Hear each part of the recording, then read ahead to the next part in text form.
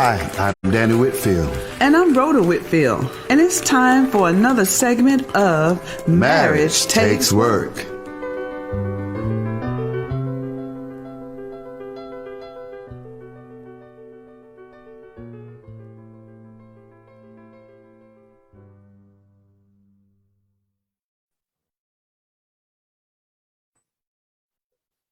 Hello, and welcome to another segment of Marriage Takes Work. With this month being Women's History Month, we want to center our segment around the woman. However, we want the men to continue listening so you can better understand her, the woman, the wife. Therefore, we have a hot topic for discussion today, along with our special guests, Elder Darrick and First Lady Takia McGhee of the Bible-Based Church, Tallahassee, Florida. How you guys doing? Good, sir. Good, sir. Wonderful, wonderful.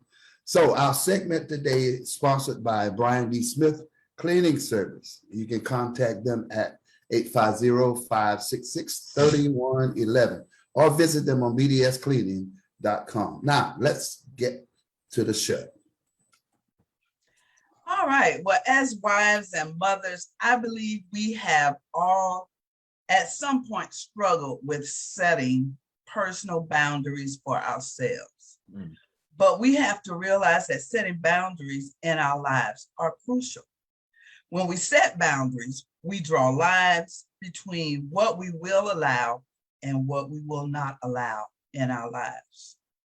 Even though this is Women's History Month, we are addressing the woman, but we want the men to know they too need to set boundaries in their lives as well.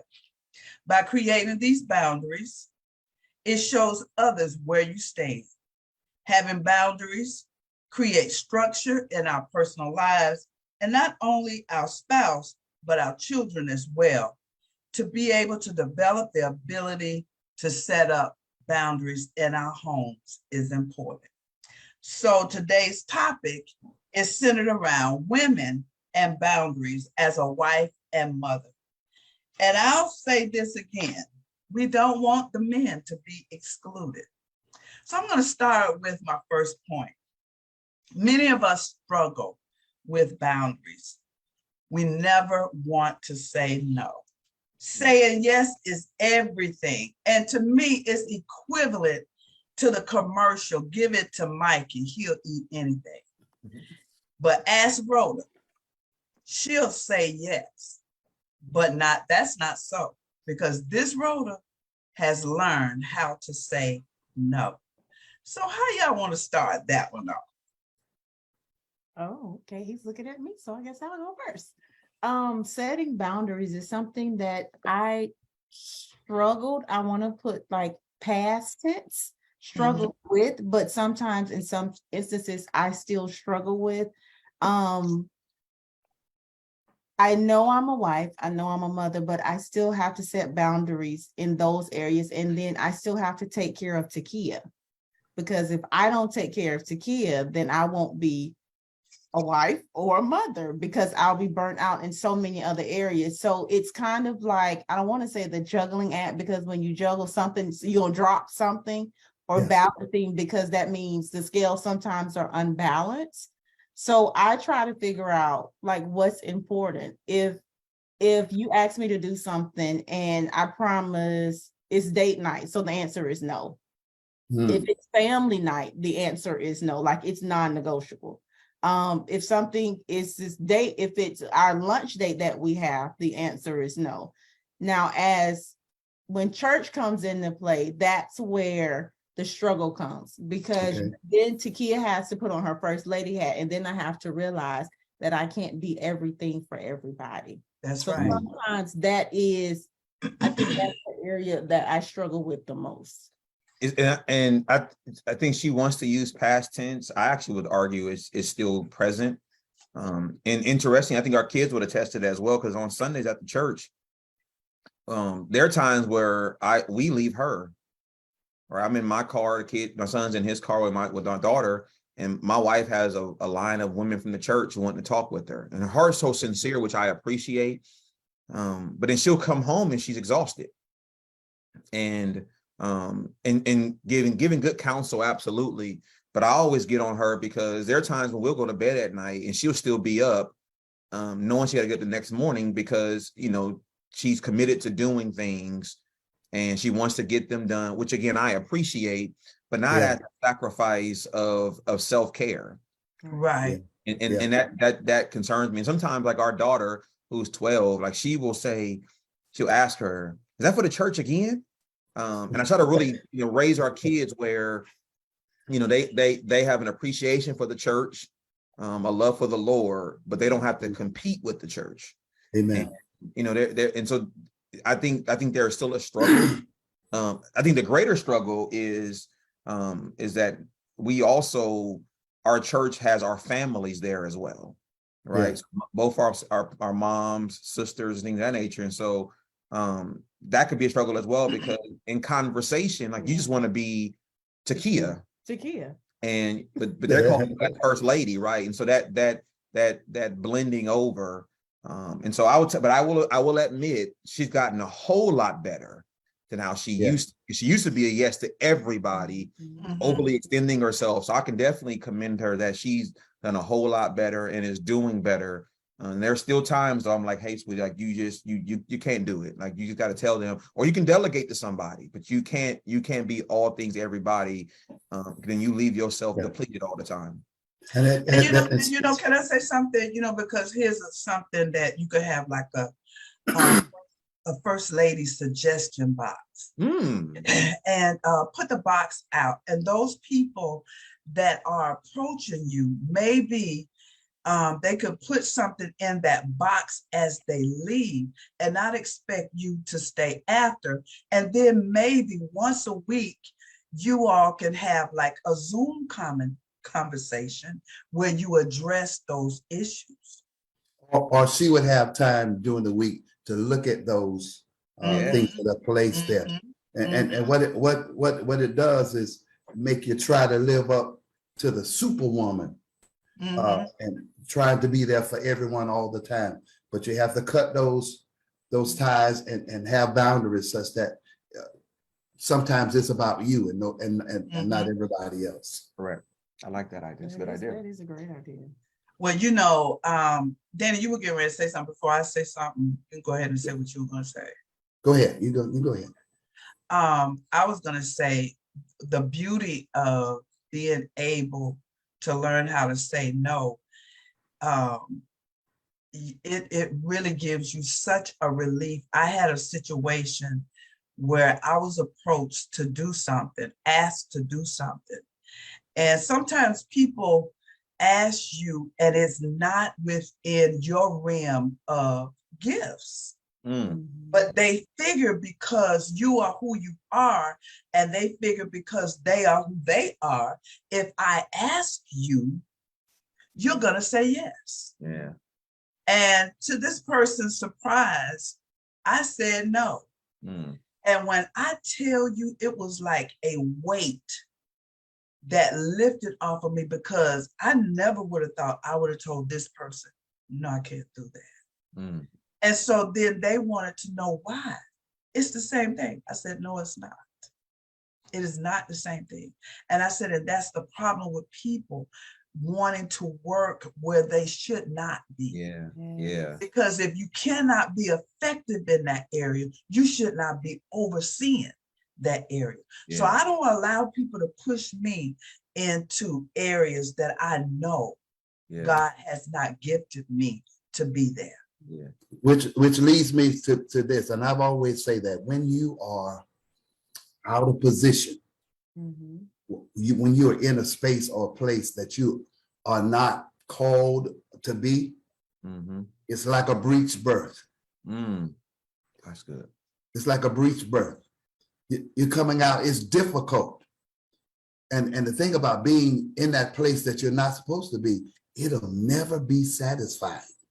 You'll never feel fulfilled in that, because you're really in pain. Because that breech birth is not it's painful. Yeah. And so we got to make sure that our boundaries are set such that we're not suffering from that breech birth especially when somebody's asking us to do something out of line. Yeah. Minister Deborah Samuel, who was a minister of mine, when she came, people would ask her to do certain things, and her infamous line was, "That's not my assignment."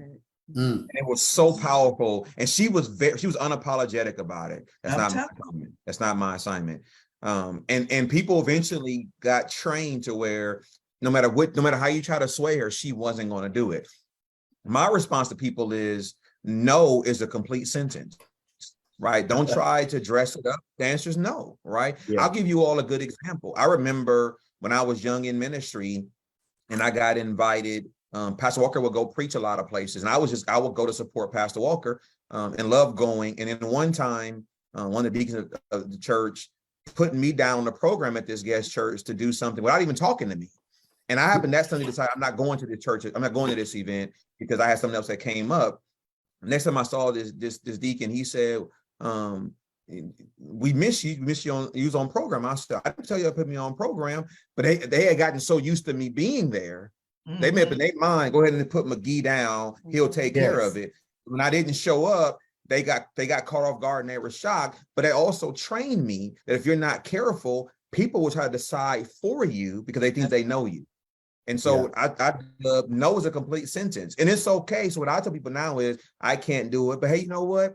I can help you find somebody, or this person here is really good in that area. But that boundary is important, and the more you do it, like for professional standpoint, as she mentioned, we do lunch on Fridays for the most part. Friday evening is our family night. Those are non-negotiables for me. Even if I get a preaching assignment. Now, if I go to prayer and feel God is saying it, I'm on her and say, hey, I feel like God is telling me to take this assignment. Are you in agreement with me? But other than that, it's non-negotiable because you got to have boundary. You got to have that self-care, that checkout place. And if not, people will really start trying to schedule you for their matters. Wow. But you know what? Go ahead, Kia. Go ahead. Teach people how to treat us, because I had to learn every text message is not an emergency. Yeah. Like, just because it popped up on your phone, I don't have to stop right there what I'm doing and respond back. Every email is not urgent.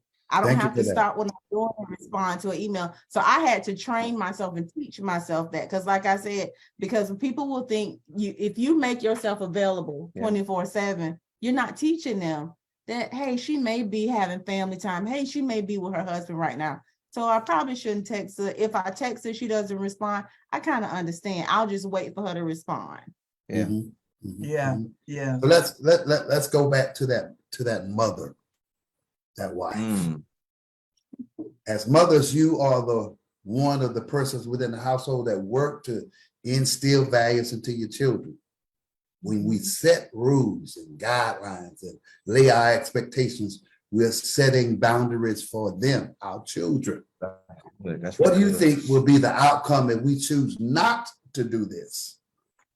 What will be their response to society when they become teenagers if you haven't done this? If you haven't taught them. If you haven't taught them about establishing boundaries. Then they're going to be the ones that go out there and not want to live up to the boundaries that society has set. And that's when they get into trouble. So it's our place to work with our spouse in teaching boundaries within. If we say we have to teach them everything. We're teaching them how to abide by laws by setting rules. We say come in at 11, and if you don't come in at 11, give me the car key. Right. That's the bottom line, because you're not being responsible. You're not following what I said you need to do. So it's our responsibility, but they also have to be able to see us too, set boundaries for ourselves in order to say, well, you know what? My mom doesn't, okay, you don't want to be my friend. Okay, well, that's okay. My mom said, when my mama used to tell me, you know what? You're going to be able to count all your friends on one hand. That's right. Friends you can depend on. And that's something we have to teach our kids. You don't have to have 50 friends to say you got a lot of friends. You better not tell 50 different people what's going on. Got a mess on your hand. That's right. And like Ms. Whitfield said, it's true, because you're not teaching them how to abide by rules, because that's like giving out allowance. And you know that child hasn't done anything and you still give it. Or I'm working on saying no with my kids with financial stewardship. You have money, I've given you money. So the expectation is, if it's not Friday night, family night, or a vacation where we say, okay, we got you, you're expected to use your monies first before coming to me and asking me, because what happens is we create an entitlement. And Okay, they feel okay. they are entitled to things, and they're Amen. not entitled to things. That's good. Wow, that's good. That's good right there. And going back to that scripture says, train up a child. Mhm. They don't right. know. You Yeah. have to teach them. And so Yeah. we let everybody teach them those things that need to be taught, and we're not doing them ourselves. That's right. Until we go back to that, they'll never know what boundaries are, because they've never been established or set as they were coming up. Yeah, I will tell you, Takia had surgery December of 21, and she was in recovery at home. And so I had to be Mr. Mom. And I've always appreciated my wife from the very beginning. But I will say that every husband listening, until you have to walk in those shoes and do everything that they do throughout a day, you don't even realize. We talked about Superwoman earlier, the level of stuff that a woman gets done in a day, and do it and make it look so easy, right? Thank you.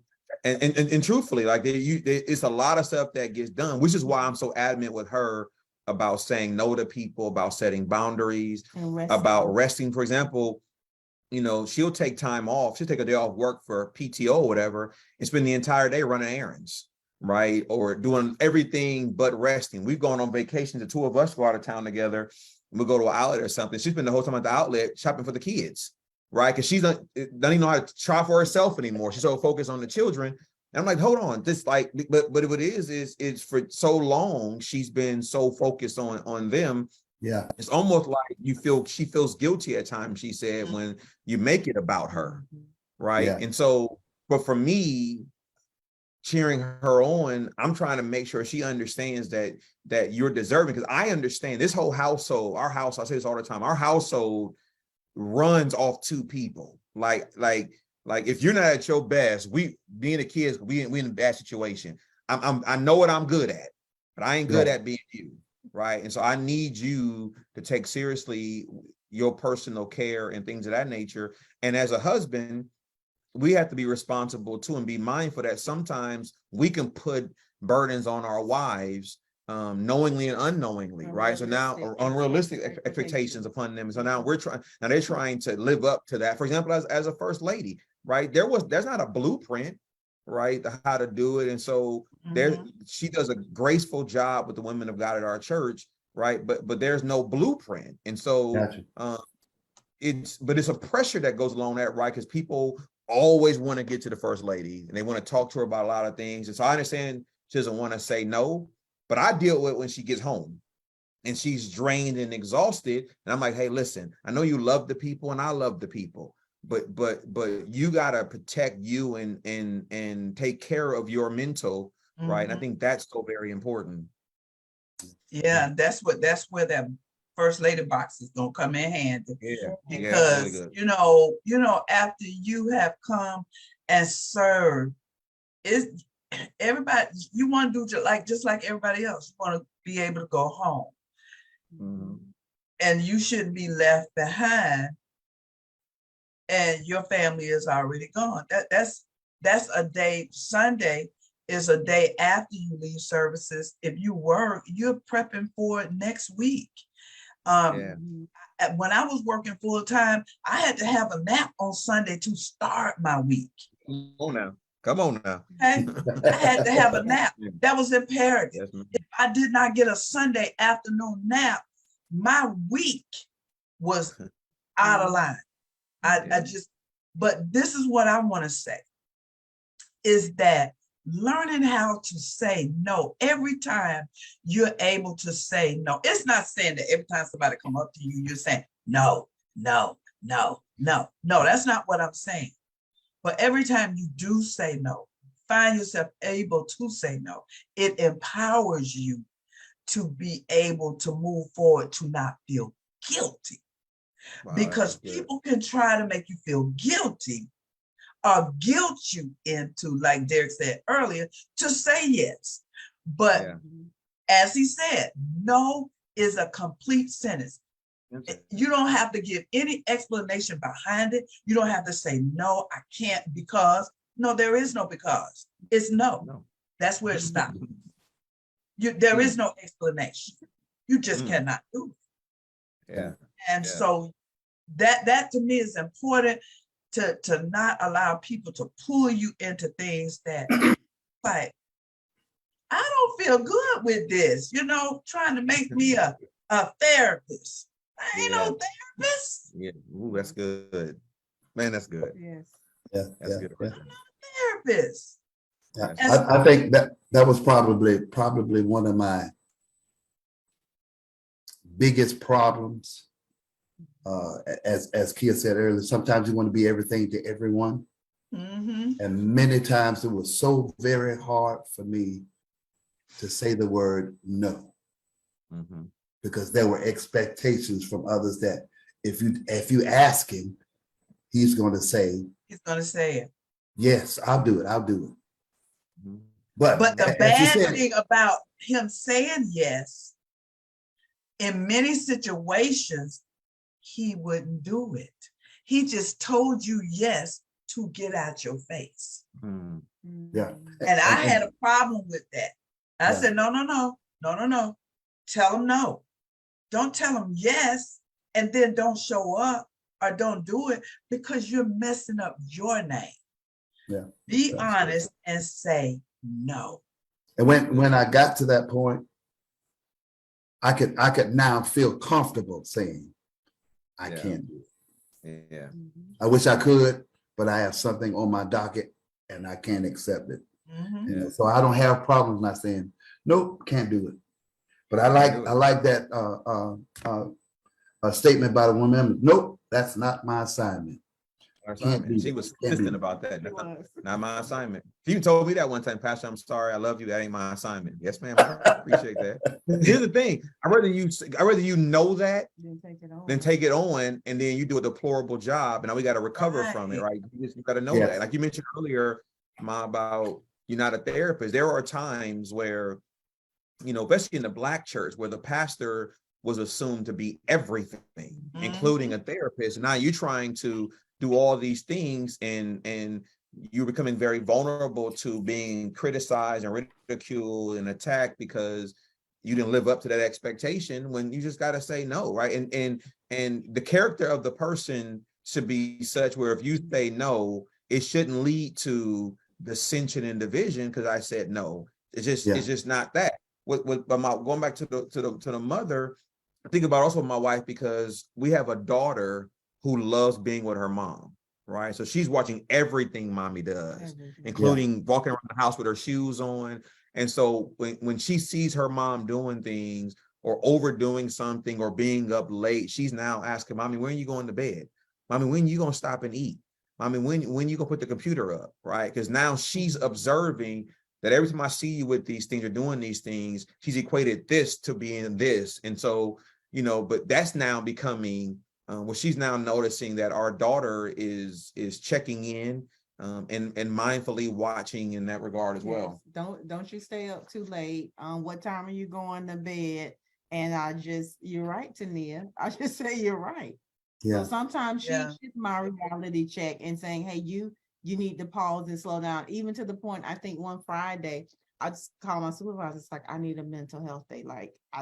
And I shocked him. He said, what are you going to do? Lay in the bed? He was like, no, you're not. I called home twice. I called home twice, 2 different points of the day. And both times I called, one time, the first time I called, she was asleep.